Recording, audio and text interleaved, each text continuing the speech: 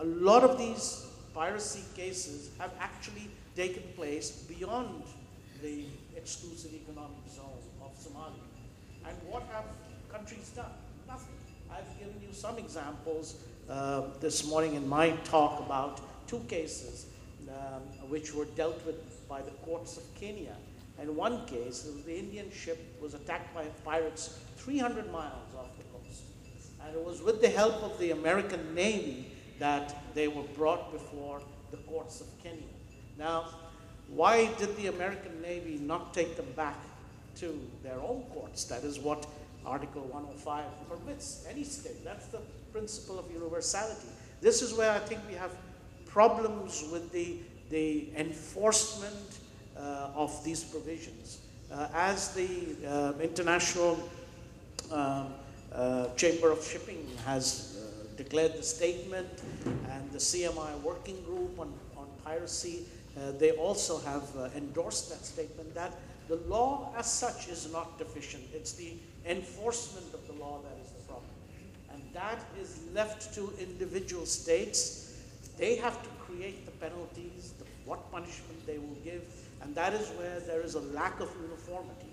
And that is why I agree with my colleague here who says that perhaps there should be a special treaty relating to unification of sanctions for offenses such as piracy. I think, but whether or not that will ever materialize, that is anybody's guess. I'm not so sure about that. I also gave an example of this extradition, the phenomenon of extradition, which is provided for in the SUA Convention. But I also gave an example of problems with extradition because there was one case I'm aware of where a criminal was apprehended in Canada, and under the bilateral extradition treaty, the Americans asked for that criminal to be sent back to the US, but the Canadian government, the Attorney General, did not want to do that.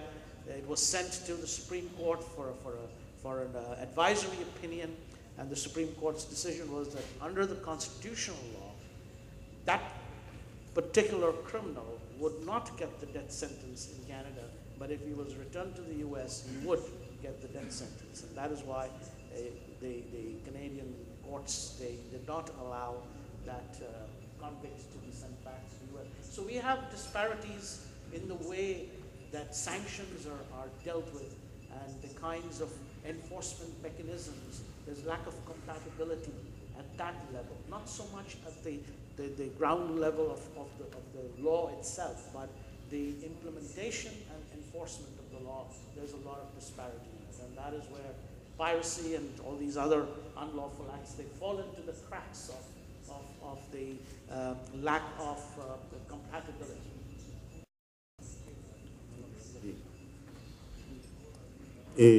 Pregunta para Dimar. ¿En Colombia se puede usar fuerzas especiales para una amenaza civil? ¿Quién recibe y cómo la señal del botón del pánico instalado a bordo?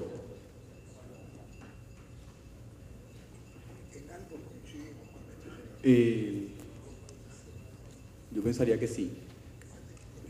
Si partimos del hecho que la mayor amenaza es lo que es narcotráfico y guerrilla, y que no están dentro de fuerzas del orden regular, dentro de una guerra regular, por decirlo así, y es contra quienes están entrenadas nuestras fuerzas especiales, más el entrenamiento normal como cualquier fuerza especial del mundo, sí están autorizadas para ser empleadas en esos casos. De hecho, el ejercicio que les mostré solamente fue, el tiempo no permite dar más detalles, pero el ejercicio empieza desde los indicios que se tienen de la entrada de los terroristas al país, incautación de armas, etcétera, etcétera. Se va armando la película, por decirlo así, hasta el momento en que se materializa la amenaza. En cuanto a el botón de pánico, lo recibe el armador. En los ejercicios que hacemos con los buques, hacemos la prueba, obviamente haciendo la salvedad de que ese ejercicio, etcétera, lo recibe el armador y tenemos la comunicación con el armador. Estamos tratando de implementar el sistema para recibirlo directamente en la estación de monitoreo a nivel central, con repetición en las estaciones de control de tráfico que tenemos. Sin embargo, este es un proceso en donde apenas estamos en el análisis de la implementación, todo el proceso administrativo que eso conlleva.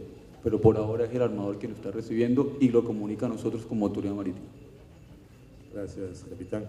Pregunta para el almirante Boyle. En Perú, ¿cuántos escáneres tiene para el control de contenedores y dónde se ubican? Bueno, ese tema de los escáneres es un tema bastante interesante. Esa responsabilidad cae en manos de la Superintendencia Nacional de Aduanas, organismo dependiente del Ministerio de Economía y Finanzas. Ha adquirido uno propio de doble vía que está instalado en el puerto del Callao, y luego se han estado operando otros 3 escáneres también facilitados por aduana de los Estados Unidos, uno de los cuales se está operando en Paita, en este momento ya no, y que inclusive, como conversaba ahora con mis colegas de la Autoridad Nacional Portuaria del Uruguay, trajo toda una connotación su presencia en Paita, que inclusive, como anécdota para reírnos un poco, 2 médicos atestiguaron por opinión de las esposas de unos conductores de camión que por la presencia de este escáner habían menguado sus capacidades sexuales. Cosa que definitivamente no era cierta en absoluto, pero siempre se genera esta situación. Lo cierto es que se está operando acá en el Callao este de doble vía, ya dejó de operar el de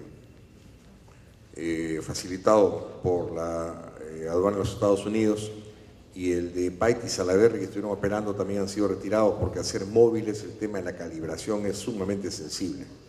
El asunto es, como lo expresé en mi exposición, este bill del Congreso americano establece para julio del próximo año la necesidad de escanear todos los contenedores con destino a Estados Unidos.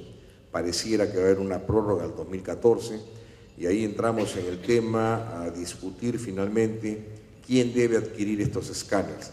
Yo siempre uso como ejemplo la figura de los años 70, cuando aparecen las fotocopiadoras, y toda oficina grande o pequeña quería tener su fotocopiadora, pero después resultó definitivamente un pésimo negocio hacerse una fotocopiadora que a los 2 o 3 años terminaba en el desván o en el depósito de chatarra, y se vio que definitivamente era el outsourcing, era el leasing lo que definitivamente facilitaba el empleo, que en este caso sería de los contenedores. Es un tema todavía por definir definitivamente, aunque desde el punto de vista de la Superintendencia Nacional de Aduanas deben ser ellos los que adquieren estos contenedores. Yo pienso que deben ser los administradores portuarios quienes deberían tomarse este tema de contar con este equipamiento, lo cual no inhibe en absoluto a la autoridad de aduanas que esté presente e intervenga, como sucede en los aeropuertos, por ejemplo.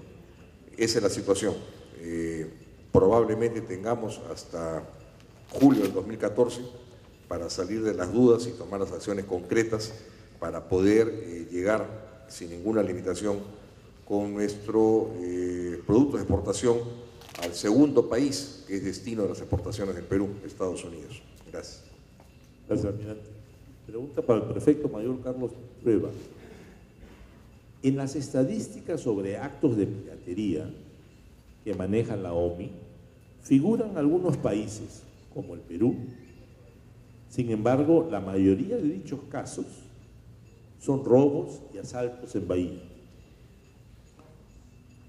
Son robos y asaltos en Bahía. Sí. ¿Cómo se puede manejar o discriminar esta información sobre piratería en la región? En el ámbito de